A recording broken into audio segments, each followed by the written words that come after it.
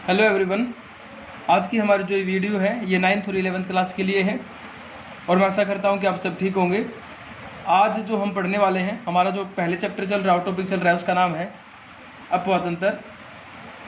और इसके अंदर हमने हिमालय और हिमालय की जो नदियाँ हैं वो पढ़ लिया था। हिमालय की नदियों के अंदर हमने सिंधु नदी तंत्र, गंगा नदी तंत्र और ब्रह्मपुत्र नदी तंत्र के ऊपर वीडियो बना चुके हैं भाई। ठीक है, अगर आपने वो वीडियो नहीं देखी है तो उस वीडियो को ज़रा जा करके देखें भाई। चलिए आगे शुरू करते हैं। आज हम पढ़ने वाले हैं प्रायद्वीपीय भारत की नदियाँ। प्रायद्वीपीय भारत की नदियों का वर्णन करेंगे। इनकी विशेषताएं पहले हम पढ़ चुके हैं। इस वीडियो में ये जानेंगे कि जो प्रायद्वीपीय भारत की नदियाँ कौन कौन सी, कहाँ से निकलती हैं और कहाँ पर वो जाकर के गिर जाती हैं। तो इनको हम दो हिस्सों में बांटेंगे भाई। सबसे पहले आएगा बंगाल की खाड़ी में गिरने वाली नदियाँ, ठीक है। उसके बाद इसका दूसरा हिस्सा बनता है अरब सागर में गिरने वाली नदियाँ। तो हम पहले वर्णन करेंगे बंगाल की खाड़ी में गिरने वाली नदियों की, उसके बाद अरब सागर में गिरने वाली नदियों का वर्णन करते हैं। तो देखिए भाई, सबसे पहले बंगाल की खाड़ी में जो गिरने वाली जो नदी, उसका नाम है महानदी। महानदी जो है वो छत्तीसगढ़ के अंदर से निकलती है। छत्तीसगढ़ में सिहावा जो है वहाँ से निकलती है। ये जो है अमरकंटक की जो पहाड़ी है ना, उसके नज़दीक ही है। ठीक है, अमरकंटक की पहाड़ी, अमरकंटक पठार जो बोलते हैं, ठीक है, वहाँ से निकलती है। इसकी जो टोटल लंबाई है वो 851 किलोमीटर है। और इसका जो अपवा क्षेत्र है ना, अपवा क्षेत्र और बता देता हूँ मैं आप लोगों को, वो है 1,41,589 वर्ग किलोमीटर भाई। ठीक है, ये इसका अपवा क्षेत्र है। अब देख लेते हैं एक बार ये नदी कहाँ से निकलती है मैप के अंदर भी। ये देखिए, इंडिया का मैप है, ये छत्तीसगढ़ राज्य है।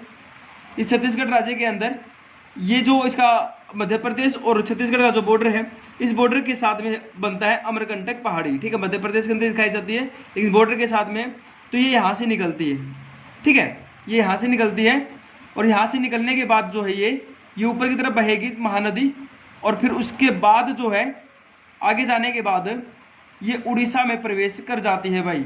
ठीक है, और उड़ीसा में प्रवेश करने के बाद उड़ीसा में है ना भाई, ये नदी बांध बनाती है। सबसे बड़ा बांध है इसका। ठीक है, इसके ऊपर नदी के ऊपर बांध बना हुआ है और उस बांध का नाम है हीराकुंड बांध।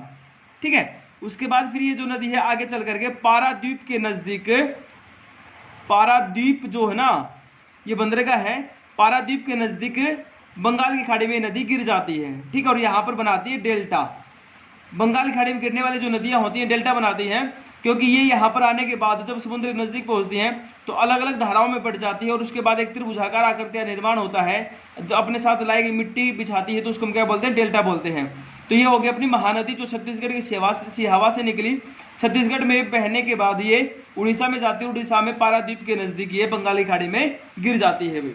अगली नदी है अपनी सबसे महत्वपूर्ण दक्षिण भारत की, जिसे हम गंगा कहते हैं, गोदावरी नदी भाई।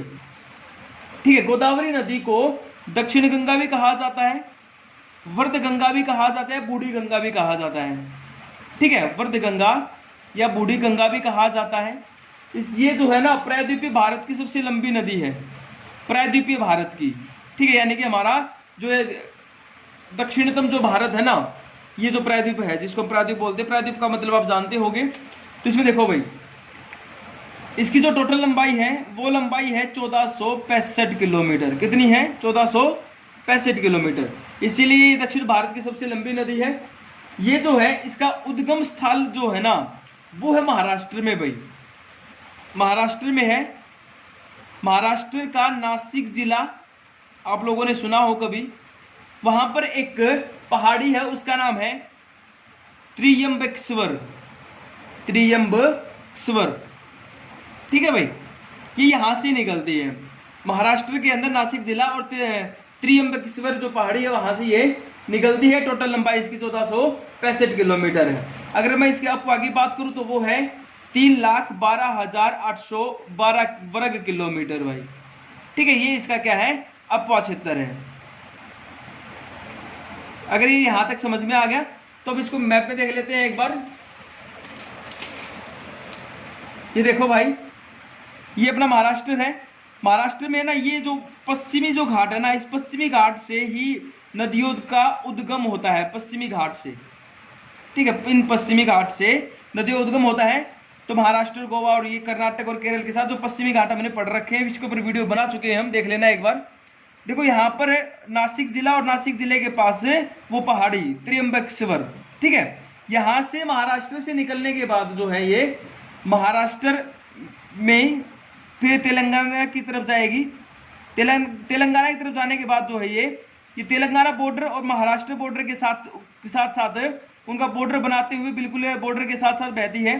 ठीक है, तेलंगाना और महाराष्ट्र बॉर्डर के साथ। उसके बाद जो है ये छत्तीसगढ़, महाराष्ट्र और जो ये तेलंगाना का बॉर्डर ना, इसके साथ बहेगी भाई। इसमें बहने के बाद है ना, ये तेलंगाना में प्रवेश करती है। और तेलंगाना में प्रवेश करने के बाद ये जो नदी है, ये नदी आंध्र प्रदेश में प्रवेश कर जाती है। और आंध्र प्रदेश में प्रवेश करने के बाद जो ये नदी है, ये नदी बंगाली खाड़ी में गिर जाती है और यहाँ पर डेल्टा का निर्माण करती है भाई। ठीक है, तो ये थी अपनी गोदावरी। समझ में आ गया होगा। गोदावरी यहाँ नासिक जिले से निकली है। यहाँ से निकलने के बाद जो है ये तेलंगाना और महाराष्ट्र बॉर्डर के साथ बहती है। उसके बाद महाराष्ट्र, छत्तीसगढ़ और जो तेलंगाना का बॉर्डर उसके साथ बहती हुई ये तेलंगाना में प्रवेश करती है पूरी तरह से। तेलंगाना में प्रवेश करने के बाद जो है ये फिर आंध्र प्रदेश में प्रवेश करती है और आंध्र प्रदेश से बंगाली खाड़ी में गिर जाती है और यहाँ पर भी ये डेल्टा का निर्माण करती है भाई। ठीक है, अब हम तीसरी नदी पढ़ लेते हैं। तीसरी नदी का नाम है कृष्णा। कृष्णा नदी जो है ये भी महाराष्ट्र के अंदर से निकलती है। ठीक है, वही पश्चिमी घाट से महाबलेश्वर एक जगह है, वहां पर महाबलेश्वर, वहां से निकलती है, महाबलेश्वर से निकलती है। ठीक है, इसकी जो टोटल लंबाई है वो 1401 किलोमीटर है।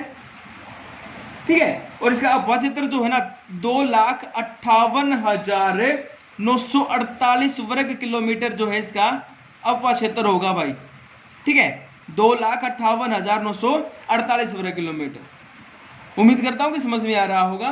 ध्यान से देखें, इसको मैप में देख लेते हैं कृष्णा नदी को। कृष्णा नदी जो है ये महाराष्ट्र में महाबलेश्वर में यहां से ये बहना स्टार्ट करती है।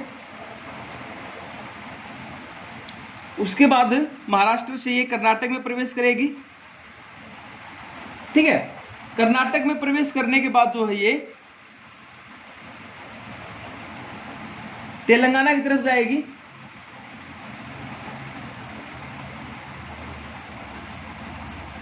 और तेलंगाना में प्रवेश करने के बाद जो है ये तेलंगाना और आंध्र प्रदेश का जो बॉर्डर है उसके साथ बहते हुए और फिर जो ये नदी है ये आंध्र प्रदेश से में प्रवेश करने के बाद बंगाल की खाड़ी में गिर जाती है भाई। ठीक है, तो ये थी अपनी कृष्णा नदी। इसी के ऊपर विवाद चल रहा है। ठीक है, ये कृष्णा नदी हो गई। उसके बाद आगे बात कर लेते हैं। नंबर 4 है अपनी कावेरी नदी भाई,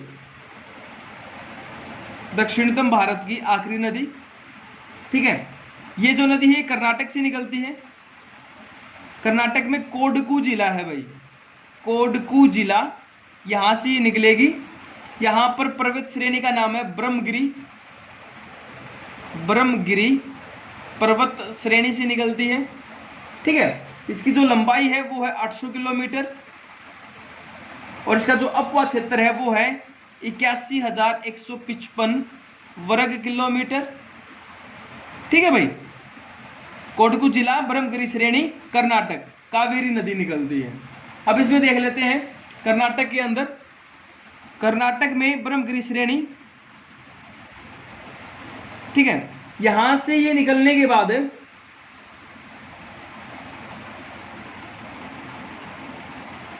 थोड़ा सा ऊपर की तरफ जाएगी और उसके बाद जो है कर्नाटक और तमिलनाडु बॉर्डर के साथ बहती है।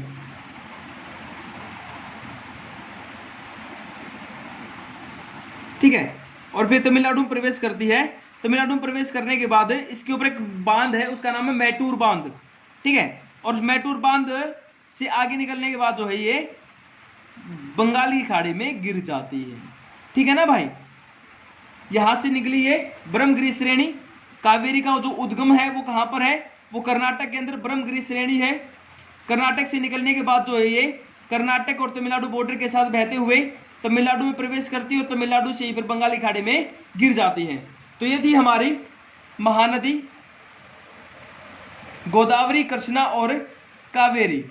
ठीक है, तो इस वीडियो में हम बंगाली खाड़ी के बारे में ही पढ़ेंगे और वो हमारा कंप्लीट हो चुका है। अरब सागर में गिरने वाली जो नदियां हैं उसके ऊपर हम अलग से वीडियो बनाएंगे भाई। मैं आशा करता हूं कि आप लोगों को समझ में आ गया होगा। एक बार वीडियो को ध्यान से देखिए, अगर फिर भी कोई समस्या रहती है तो मुझे कमेंट बॉक्स में ज़रूर बताइए। Thank you.